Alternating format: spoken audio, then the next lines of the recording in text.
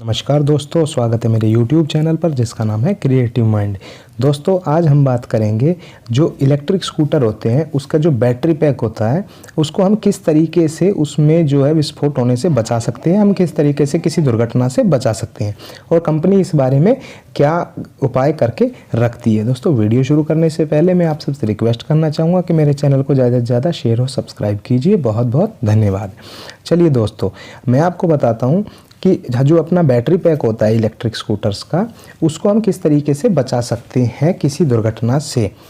Actually में होता क्या है दोस्तों, जब हमारा बैटरी यूज़ में ली जाती है, चार्ज या डिस्चार्ज करी जाती है बड़ी तेज़ी के साथ, तो उसमें हीट उत्पन्न होती है। तो सबसे ज़्यादा जो बड़ा कारण होता है बैटरी के अंदर गड़बड़ होने का वो होता है हीट। और अगर हम उसकी हीट को ठीक से मैनेज ना कर पाएँ तो वो कुछ ना कुछ परेशानी पैदा करेगी। तो उसकी हीट को हम रिमूव करने के लिए 2-3 तरीके यूज़ किए जाते हैं जिसको हम 1 बाय 1 डिस्कस करेंगे। दोस्तों पहला जो तरीका होता है वो होता है जो बैटरी पैक होता है उसको इस जगह पे लोकेट किया जाए, इस तरीके से रखा जाए कि जब कोई स्कूटर चले, स्कूटर बाइक या गाड़ी कुछ भी, जब वो चले तो उसके ऊपर डायरेक्ट हवा लगे।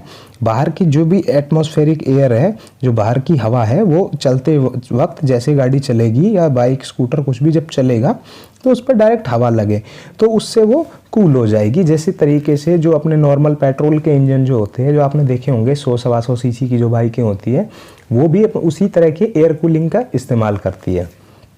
दूसरा जो तरीका है दोस्तों वो है कि जो बैटरी पैक होता है उसी के बीच में कॉइल्स डाल के उसके अंदर जो है एक फ्लूइड डाला जाता है जो कि उसके कूलिंग का काम करता है। वो जो सारी जो हीट होती है, हीट को कूलेंट जो है एब्जॉर्ब कर लेता है और उसको बाद में अलग से फैन से उस कूलेंट को ठंडा कर दिया जाता है।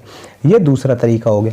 लेकिन दोस्तों ये दोनों तरीके तो हमें जो पेट्रोल की जो ट्रेडिशनल बाइक या स्कूटर या गाड़ियाँ हैं उसमें भी देखने को मिलते हैं। लेकिन जो तीसरा तरीका, जो सबसे इम्पोर्टेंट तरीका है, जो ईवी स्कूटर या बाइक में ही यूज़ किया जाता है, ईवी व्हीकल्स में ही, या कार हो चाहे कुछ भी हो, उसमें जो तीसरा तरीका जो यूज़ किया जाता है उसमें हम किसी जो बैटरी पैक होते हैं उसको नॉर्मल तरीके से ठंडा नहीं कर सकते हैं। एक्चुअली में होता क्या है, जब बैटरी के ऊपर लोड पड़ता है, जब हम मान लो बड़ी स्पीड से चल रहे हैं और बाहर का एटमॉस्फेरिक जो टेम्परेचर है वो भी काफ़ी ज़्यादा हो गया, तो उस कंडीशन में जो बैटरी मैनेजमेंट सिस्टम है वो जो पूरा कंट्रोलर होता है उसको सिग्नल भेजता है कि टेम्परेचर बहुत ज़्यादा बढ़ गया है। तो उस टेम्परेचर को कंट्रोल करने के लिए जो व्हीकल होता है उसको ये कमांड दी जाती है कि वो जो बैटरी को डिस्चार्ज रेट है उसको किसी तरीके से कम किया जाए ताकि वो हीटिंग कम हो। और दोस्तों डिस्चार्ज रेट को कम करने के लिए क्या होता है, उसकी स्पीड को कम कर दिया जाता है।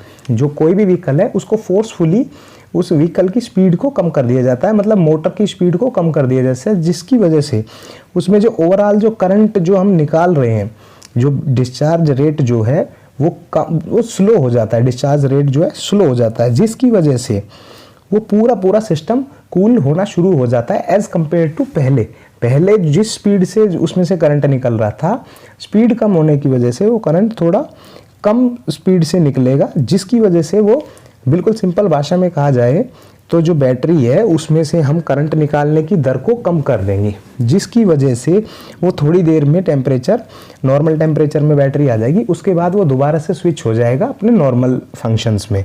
दोस्तों अक्सर होता क्या है, जो डिज़ाइन की जाती है जो भी व्हीकल वो इस हिसाब से करी जाती है कि ऐसी कंडीशन ना बने।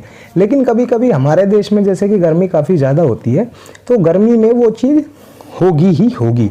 जब बहुत गर्मी होगी तो आपको बहुत बार ऐसा फील होगा कि आपकी जो है इलेक्ट्रिक स्कूटी या बाइक जो है उतनी स्पीड नहीं पकड़ रही है।